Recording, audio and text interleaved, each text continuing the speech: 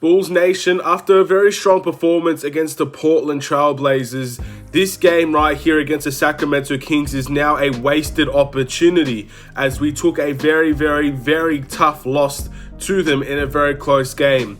And some of the things that stand out to me is going to be very concerning. At the end of the day, we had the opportunity to win this game several times and we blew it. So without further ado, let's talk about the Chicago Bulls versus the Sacramento Kings in this video. Let's do it.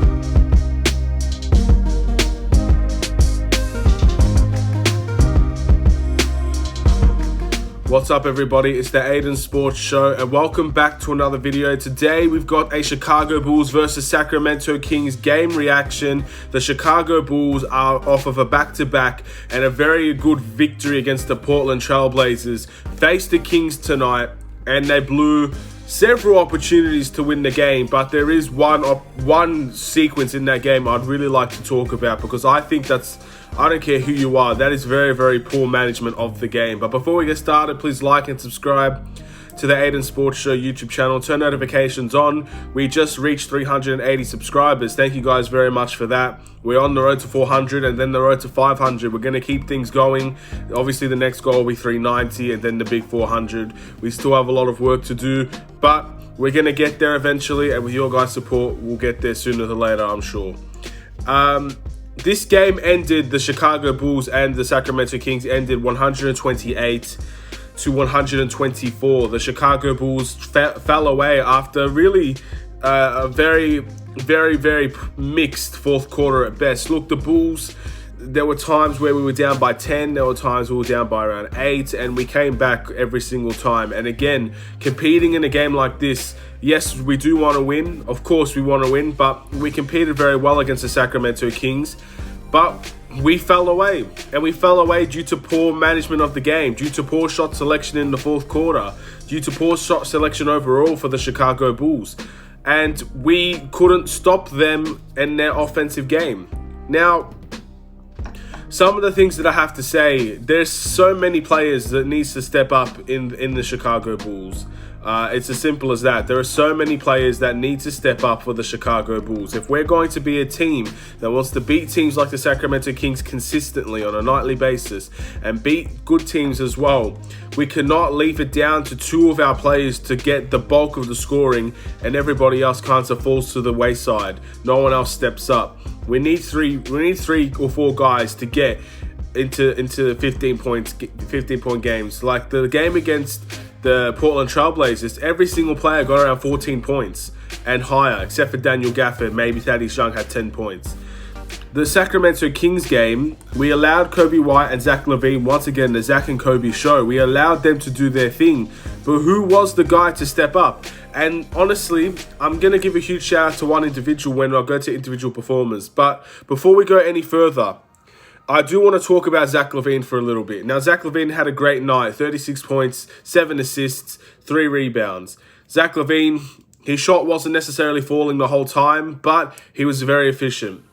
But the last shot in that game, and multiple shot selections, to be honest, from Zach LaVine in that game, was awful. I believe it was around the last few minutes, maybe the last minute of the game, and we were down by 1. Zach LaVine with a good stop has the time to take a good shot selection, make a play.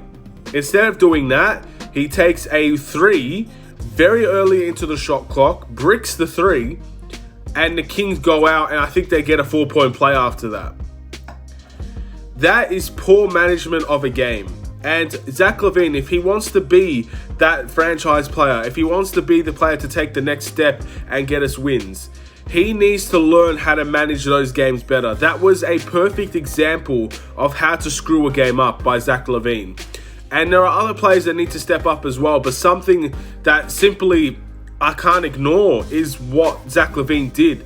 That 3 pissed me off a lot in that final stretch. I was furious when Zach LaVine took that shot. I hated that shot. I always hate those shot selections from Zach LaVine, but sometimes you live with them because they go in and he's a fantastic player. But when the game is that close, you need to take the best shots available. You can't be taking shots like that.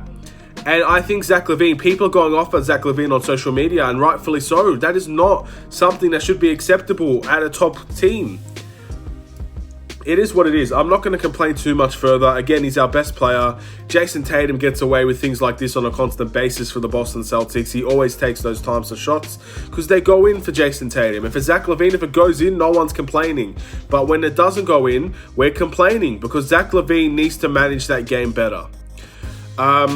Yeah, look, we competed. This is a wasted opportunity. Now with the next 2 games against Los Angeles Lakers and the Clippers, in my opinion, the only way to deal with a loss like this is to pick up a win against one of those 2 teams. And how are we going to do that? How are we going to beat the Clippers and the Lakers, 2 of the best teams in the NBA? We're going to have to be very efficient. We're going to have to limit turnovers, and we're going to have to find a way to boss them, to show them that we are a good offensive side and stop them defensively. I don't know how that's going to happen, but hopefully it will. This was a wasted opportunity. That's what this title of the video is going to be called.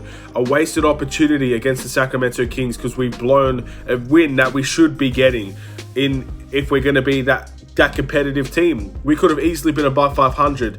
Game management, that is the key in this game. That is what blew us that game. We did not manage that game correctly, and anytime we did have a chance to come back, we took poor shot selections. We gave away easy points in the paint, easy points in the perimeter. We gave Halliburton the best 4th quarter he's ever had, and we did all this when De'Aaron Fox wasn't playing. Again, I'm not devastated by this loss, but it is a loss that infuriates me knowing that we could have, again, it's like the Warriors game. We could have won this game if we managed it correctly, and we didn't do that. You're going to win games, close games, and you're going to lose close games. So this is just one of those things where we lost it, but it is definitely a wasted opportunity. Let's move into individual performance. I've already spoken about Zach LaVine's stat line. Kobe White broke his career high today. Congratulations to Kobe White. Unfortunately, it was from a loss. Which is not something you want to see. 36 points, 7 assists, 3 rebounds for Kobe White. An amazing game from Kobe White, one of the best I've seen from him, and I want to see. I know he's not going to score 30 every night, but if he's scoring like that, that is a beautiful sight to see. Because again, when he gets his scoring going, his playmaking becomes so much easier. If he's bricking shots or he's not being efficient from the floor, passing is so more difficult for him, considering that they're gonna back off of him sometimes. But again, I'm really happy for Kobe White. I wish this could have been in a victory, but some things simply cannot be achieved all the time. He got a career high, but it ended up in a loss. Wendell Carter had a big night on the board, 11 points and 17 rebounds, 4 assists for Wendell Carter. Overall, Wendell Carter had a decent game, but the thing about Wendell Carter that I noticed today is that he is not good off the pick and roll. And someone that's known for being a defensive player, someone that prides himself on his defense, I think he needs to look at situations like this, where he's so far back on the pick and roll, he's dropping off so much that basically every single possession, the Sacramento Kings can get a score off of that. Halliburton did it, Buddy Hield did it. Every single player that the Sacramento Kings used Wendell Carter in the pick and roll did it. That's going to be on people's scouting reports after today because it was so obvious. Daniel Gafford didn't do that. Thaddeus Young didn't do that. Basically, I don't think Larry would do that. He drops off so much, and I understand he's a rim protector, and that's what rim protectors do. They protect the rim. But when you're not protecting the rim either, Wendell Carter, it's not a good defensive night for you. But overall, 17 boards, big night on the glass. Again, the Sacramento Kings are a small ball team, and Wendell Carter plays better on the small ball teams. And 17 boards proves that for him. A big night on the glass for him. Patrick Williams had 9 points, 1 assist and 2 rebounds. A solid night for Patrick Williams again. I'm not expecting him to have 20-point games, but I am expecting him to do what he does, and he's been doing okay for the Chicago Bulls right now. Garrett Temple had a good game, 11 points, 4 assists, and 2 rebounds. A huge shout out to Garrett Temple and to Denzel Valentine in this game, the 2 bench players that stepped up to the absolute limit that they possibly could in this game. Denzel Valentine had 10 points, 5 assists, and 4 rebounds. A fantastic night for Denzel Valentine, a great night for Garrett Temple. And again, I think they stepped up. Those were the players that stepped up from the bench today. And Daniel Gafford barely played, only had 4 points. Thaddeus Young had 8 points and 2 rebounds. And that was our stat line. Now, again, the Bulls could have won this game, and it is frustrating. I am a little bit under weather as well, so if you guys could tell or not, I'm not feeling the greatest right now, but I do want to put this video out because I just, in my head, bro, I feel so terrible if I just decided, nah, I'm taking a sick day, I'm not doing it. But again, sorry if it affects you in any way. The player that must improve for the Chicago Bulls is Otto Porter.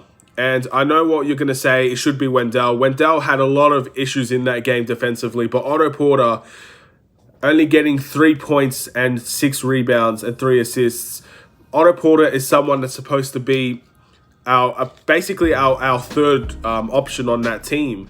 Yeah, he only had 3 points. He didn't really look for his shot. Again, assists. I think Otto Porter. His assists was 3. That's not bad for Otto Porter, but he needs to find ways to get his shot. Today, if we had Otto Porter shooting the ball as often as he did and making those shots, we blow this team away. It's as simple as that. If he was having games like he had against the Portland Trail Blazers, against the Warriors even, against the Wizards, against the Mavericks, we would have won this game. Otto Porter, we really missed his scoring today, and it showed because we didn't have that person to step up with Zach LaVine and Kobe White. We didn't have that person. Otto Porter needs to be that guy if he's going to play that starting role for the Chicago Bulls. A very, very bad night, and I want to see better from Otto Porter. Again, I don't expect him to have nights like this very often when he only gets 3 points, but that is a big disappointment for today's game. And the player of the game, shout out to Kobe White on a fantastic game today. 2 player of the game awards for me this week from Kobe White. Had a beautiful game, broke his career high, got assists, playmate very, very well. He did his thing on the boards as well with 3 rebounds. Kobe White's the player of the game. There's no contest. I know Zach LaVine had 32, but Kobe White, in my opinion, was so efficient. He did it on efficient shooting, and he also got his teammates involved much better than Zach LaVine. Plus, I'm still pissed off that Zach LaVine took that 3-pointer at the end of the game. And I'm biased. I don't want to give him that player of the game because I think he was the reason that we lost that game. Yes, there was so much to that game besides Zach LaVine. Of course there is, but to manage that game the way that we did in the final stretches is piss poor, and Zach LaVine needs to be held responsible for that. And look, he is someone that will take responsibility, and that's the positive things about Zach LaVine. He will be responsible. He will take the responsibility. He will take that criticism, and he will run with it. And look, that is something that he needs to improve on. He's done this a lot, but most of the time it goes in, which is why people don't complain. But I think he needs to look for a better shot selection if I was Zach LaVine in the next game, whenever we have a close game. The Bulls record now is 4-5. We fall below 500 once again. It seems to be the norm for the Chicago Bulls to be a little bit below 500. I'm still very happy that we are very close to 500. I'm still very happy that we're close towards the playoff bracket. I would like to, if we won this game, we would have been in the top 8, which would have been very, very good for the Chicago Bulls. A wasted opportunity once again. The next game now we have is against the Los Angeles Lakers, I believe, which is going to be a massive game. LeBron James, Anthony Davis, the Chicago Bulls. Last time against the LA Lakers, we competed, but we fell away in the second half. We actually took a very strong lead against them last season, and then we gave up in the second half. The Lakers is going to be a tough game. The Clippers after that is going to be a tough game. In my opinion, after this loss against the Kings, we have to find a victory against one of those LA teams. Who's it going to be? And how are we going to do it? Because both of those teams are leaps and bounds stronger than us, better, more competitive than us, are in different levels than us. So again, we beat the Clippers last year. We have competed well against the Lakers. So I'm not going to say that we're going to get blown out, but we definitely need to find a win in one of those 2 games before going back home to Boston. And I hope we can do that. With that being said, I'm going to end this video here. Thank you guys for watching. Please like and subscribe if you're new. I'm sorry if this video wasn't as energetic or exciting as it usually is. I am feeling very ill at the moment. I did want to get this video out. I don't like leaving things undone when there's a game to be played, and I still feel enough. I still feel all right to the point where I can make the video. I'm going to make the video. Have a wonderful day. I'll see you in another Chicago Bulls video. The LA Lakers is next. Let's see what we can do against them. That's going to be a big team. Let's see if we can compete against the big team. If we can compete against the Lakers, we can compete against anybody. So coming close against the Lakers, there's no excuse against any other team for the rest of the season. It's all about that team. Have a wonderful day. Take care.